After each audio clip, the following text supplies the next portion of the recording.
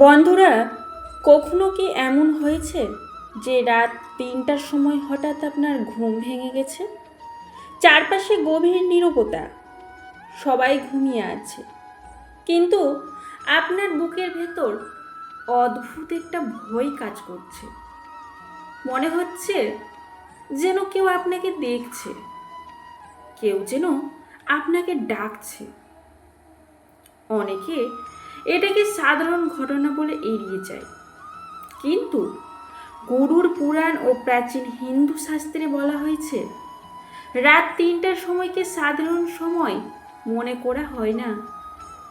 এই সময়কে বলা হয় এমন এক মুহূর্ত যখন অদৃশ্য শক্তির প্রভাব সবচেয়ে বেশি থাকে। কিন্তু প্রশ্ন হলো, রাত ৩টায় ঘুম ভাঙা কি সত্যি অশুভ সংকেত, নাকি এর পেছনে লুকিয়ে আছে কোনো গভীর রহস্য?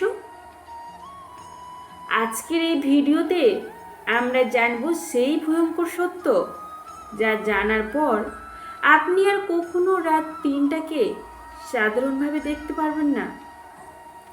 হিন্দু ধর্মে রাতের শেষ প্রহরকে অত্যন্ত রহস্যময় মনে করা হয়।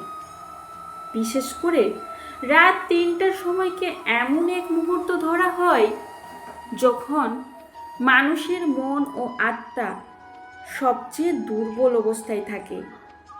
এই সময়ে নেতিবাচক শক্তি খুব সহজে মানুষের মনে প্রভাব ফেলতে পারে। অনেকেই বলেন রাত ৩টায় হঠাৎ ঘুম ভাঙলে বুক ধড়ফড় করে, অদ্ভুত ভয় লাগে বা খারাপ চিন্তায় মাথায় আসে।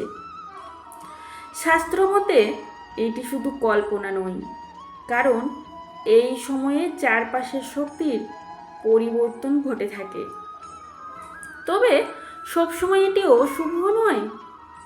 অনেক সাধু সন্ত যোগীরা বিশ্বাস করেন যদি কারো আত্মা আধ্যাত্মিক জাগরণের পথে এগোতে শুরু করেন, তাহলে মহাবিশ্ব তাকে এই সময়েই জাগিয়ে তোলে।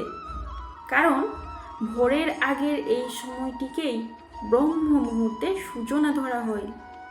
তখন ধ্যান, জপ ও প্রার্থনার শক্তি সবচেয়ে বেশি কার্যকর হয়।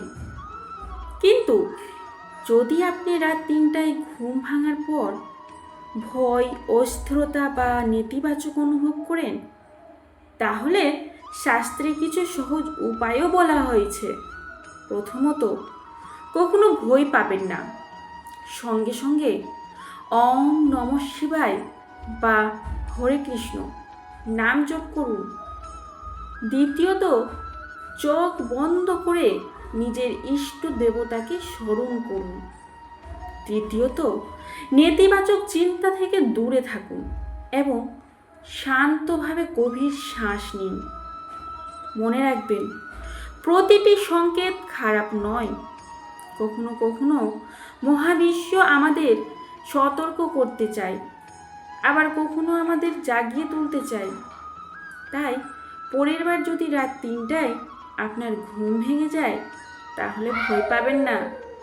এক মুহূর্ত থামুন এবং অনুভব করার চেষ্টা করুন, এটি কি শুধু কাকতালীয় ঘটনা, নাকি কোনো অদৃশ্য শক্তির ইশারা? ভিডিওটি যদি ভালো লাগে তাহলে ভক্তি ভরে কমেন্টে লিখুন জয় শ্রীকৃষ্ণ। সবাই ভালো থাকুন, সুস্থ থাকুন। জয় শ্রী